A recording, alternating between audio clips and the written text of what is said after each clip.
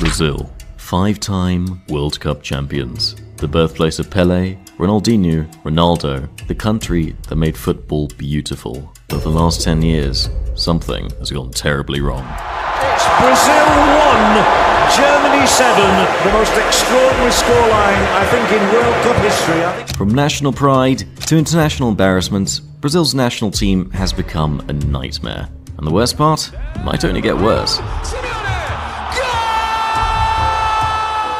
The big word that I resonate with was the humiliation factor. I'm watching this Brazil side that's arguably the worst. It's for sure the worst of my lifetime. How did a team packed with Vinicius Jr., Rodrigo, Neymar and even Rafinha fail to make it past even the round of 16 again and again? This is the story of how Brazil's new generation failed miserably. There is no nation that lives and breathes this game like Brazil, and no team has ever done it better on the biggest stages like they have. It all started in 1958, when a teenage boy from Sao Paulo danced through the Swedish defense to win his country's first ever World Cup, changing football forever. Pelé became a legend, but for Brazil, this was just the beginning. Brazil is a nation that plays football like no one else, fast, fearless, and beautiful. But in 1970, they reached perfection. The world watched in awe as Pelé, Tostão, and Rivellino played the beautiful game and made football an art form, winning yet again another World Cup trophy. By the late 90s, a new generation of stars had emerged, but the football was still the same.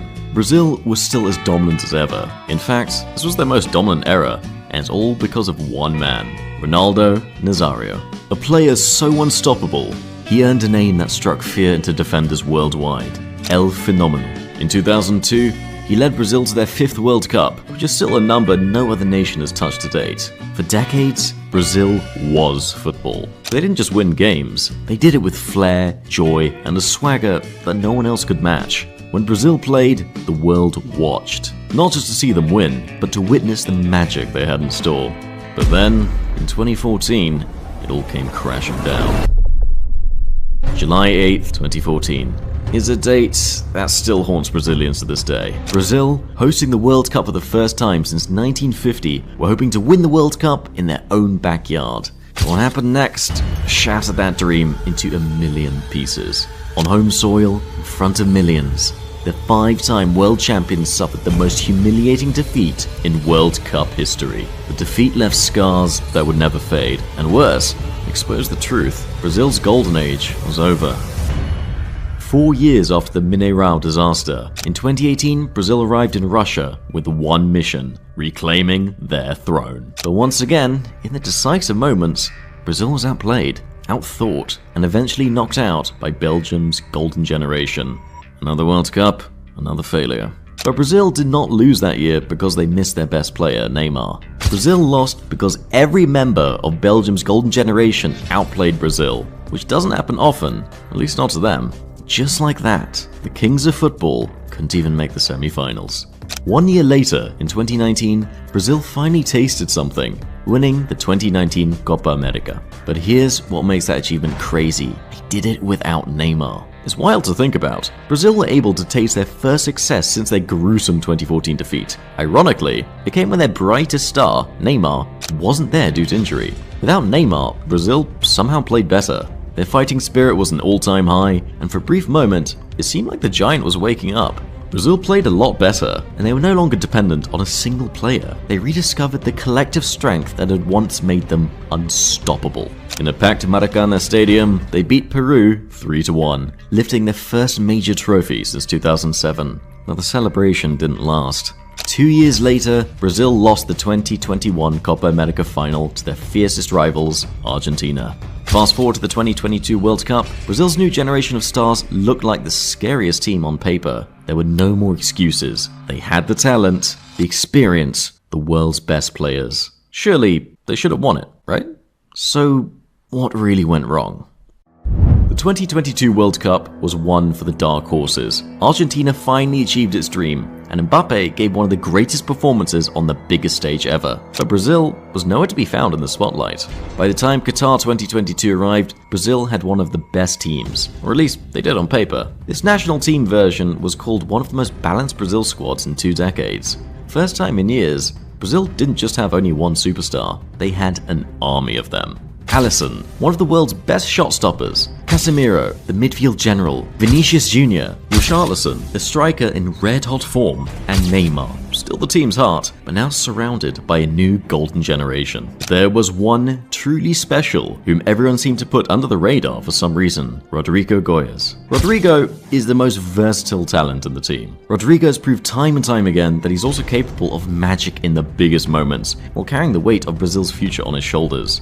Surely, they ought to have won it all, right? Fast forward to 2022, the World Cup began. They looked unstoppable at first in the first games. Just like the old jogger Benito, they bulldozed through them with the same flair and swagger.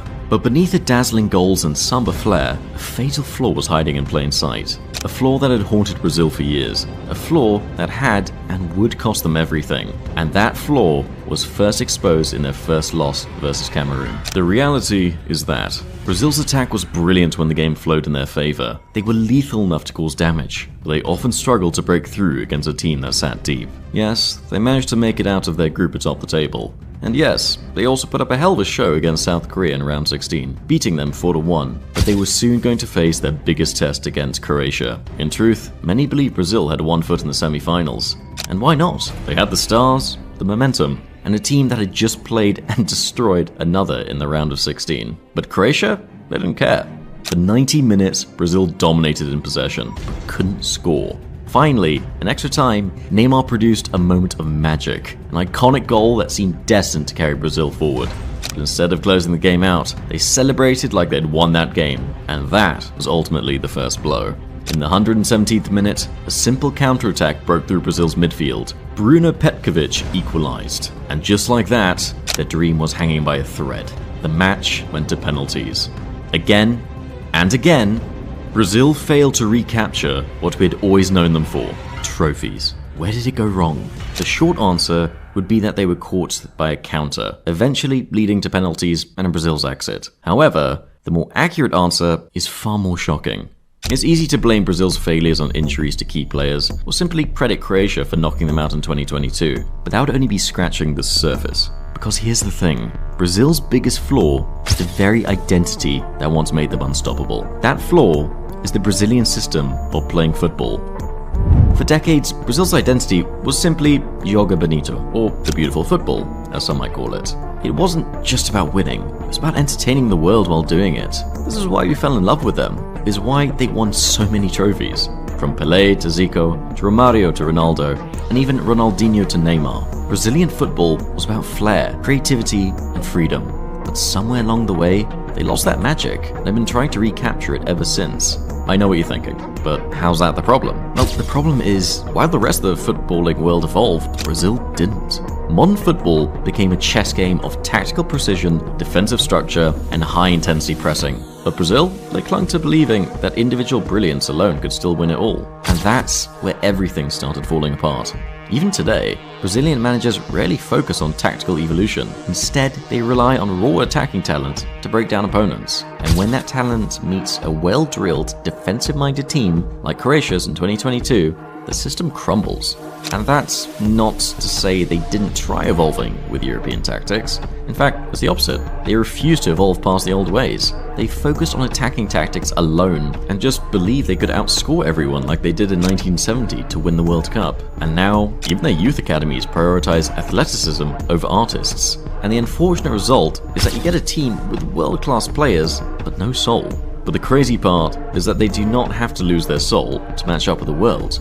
They just need a system that mixes both very well. But moving beyond the tactics, there's still one more problem: Neymar. The player meant to carry Brazil back to the top. On one hand, he's the most gifted Brazilian player since Ronaldinho. His talent is undeniable. But on the other, he represents everything wrong with modern Brazilian football.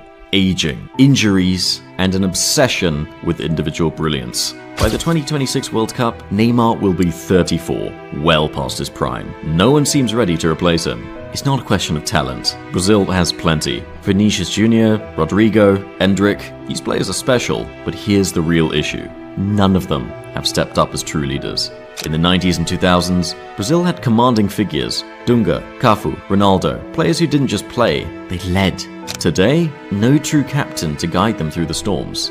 But if you think Brazil's problem ended in Qatar 2022, think again. Because until they confront the truth that the beautiful game alone isn't enough anymore, the failures will keep coming. But there's still one final problem, a harsh truth Brazil refuses to face, and it's holding them back more than anything else. The harsh truth is, Brazil isn't feared anymore. Not by Europe or South America, and now, not even by themselves. Right now, Brazil are in a slump, and 11 games into the World Cup qualifying campaign, there is a minute possibility that they could even miss out on qualifying for the first time in their history. Remarkably, up until last November, Brazil had never even lost a World Cup qualifier on their own turf before. Argentina changed that a year ago. Other teams have also been fancying their chances against the team, and now it might even be time to face the unthinkable question: could Brazil actually miss the 2026 World Cup? Let's face it, the crack's been showing for a while now, but what do you think? Let us know in the comments below. If you enjoyed this deep dive, don't forget to like, subscribe, and hit that notification bell so you'll never miss what's next.